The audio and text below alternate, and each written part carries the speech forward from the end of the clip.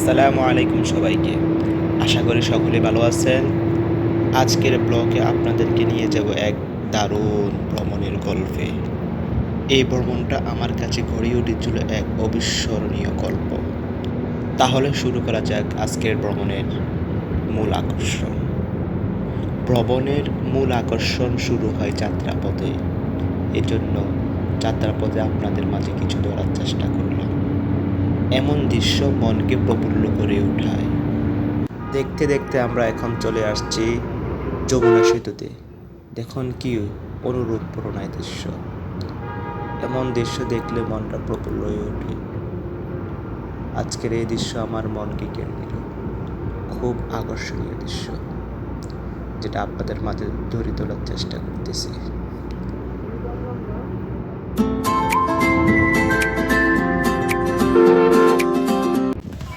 দেখতে দেখতে চলে আসছি গুলিস্তানে ইন্টারন্যাশনাল ফুটবল স্টেডিয়ামে এখন আমি অবস্থিত।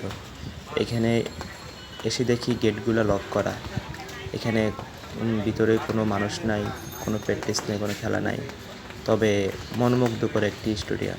বাংলাদেশের ইতিহাসের মধ্যে এটাই সবচেয়ে সুন্দর ফুটবল স্টেডিয়াম। আমি এখান থেকে অনেকক্ষণ দাঁড়াইছিলাম।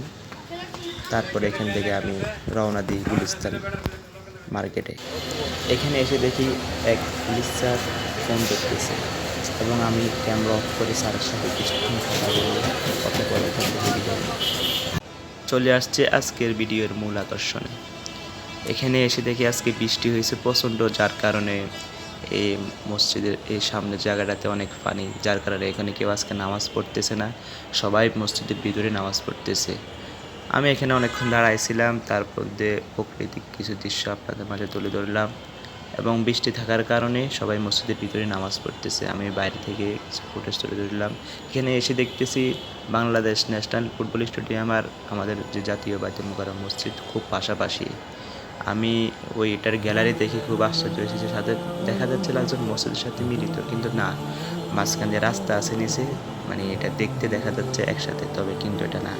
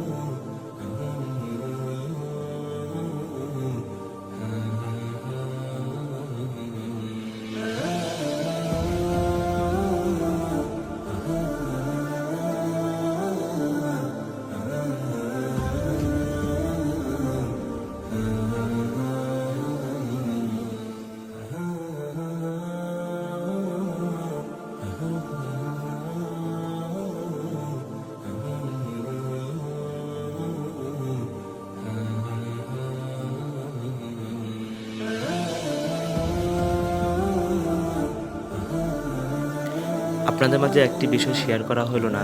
এখানে আমি এসে দেখি বইমেলা আরম্ভ হইতেছে, ইসলামিক বইমেলা। এটা হয়তো মেবি 2-4 দিনের মধ্যে শুরু হবে, মেবি 1 মাস বা 15 দিন এখানে অবস্থিত থাকবে। আপনাদের যারা ইসলামিক সম্পর্কে জ্ঞান অর্জিত করতে প্রয়োজন তারা এখান থেকে বই নিতে পারেন, যারা আশেপাশে আছেন তারা এখান থেকে বইগুলো নিয়ে সংগ্রহ করতে পারেন।